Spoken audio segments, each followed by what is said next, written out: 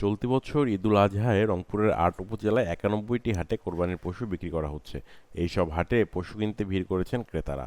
তবে হাটে সাধারণ ক্রেতার চেয়ে ব্যাপারীদের উপস্থিত ছিল চোখে পড়ার মতো। ঢাকা, চট্টগ্রাম সহ দেশের বিভিন্ন জেলায় ব্যাপারীরা রংপুর থেকে গরু কিনে নিয়ে যাচ্ছেন। অন্যদিকে সাধারণ ক্রেতারা হাট ঘুরে গরুর দাম যাচাই করে দেখছেন। রংপুরের লালবাগে কোরবানির পশুর হাটে ক্রেতা বিক্রেতাদের ভিড় বেড়েছে। তবে বিগত বছরের তুলনায় এবারের হাটে পশু বেশি উঠলেও বিক্রি কম হচ্ছে। দ্রব্যমূল্যের ঊর্ধ্বগতির কারণে সাধারণ মানুষের স্বাদ থাকলেও এবারে অনেকেই পশু কিনতে পারছেন না। বিক্রেতারা জানান, ফিস, ভুসি, ঘাস সহ গোখাদ্যের দাম বৃদ্ধির কারণে এবার গরু লালন পালন করতে বেশি ব্যয় হয়েছে।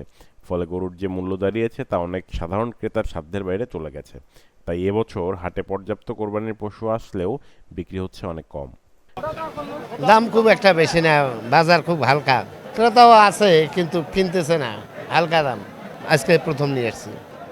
গরুর বাজার খুব একটা চড়া না তো, মোটামুটি আর কি হালকাই আছে বাজার, কাস্টমারও কমই আছে। দাম মনে করেন যে এগুলো গরু ২-৪ বছর আগেই আসলে এগুলো ১.৫ লাখ টাকা, এলা দাম করে ১,২০,০০০, ২৫, ৩০। বাজার আছে হালকা পাতলা ভাই, ভালো মন্দ মিশালেই। ক্রেতারা জানিয়েছেন, বাজারে এবার গরুর মূল্য বেশ চড়া। পরিমাণ আছে, দাম একটু চড়া।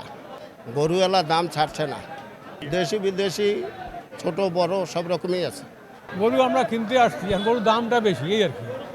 আমরা তো অনেক ভালো উঠতেছে, বেশ ভালো দামের গরু আছে। আমাদের বাজারের মধ্যে যদি খুলে আমরা এভাবে নিবো আর কি, ওটা দেখতেছি এখন।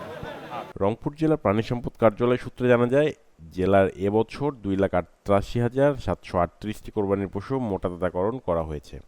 এবছর জেলা জুড়ে কোরবানির পশুর চাহিদা রয়েছে ২,১৬,৫২৩টি। তাই এবছর ৬৭,২১৫টি কোরবানির পশু ঢাকাসহ দেশের বিভিন্ন জেলায় যাবে বলে আশা করছে প্রাণী সম্পদ বিভাগ। Mahbur Rahman, RCTV news, Rangpur.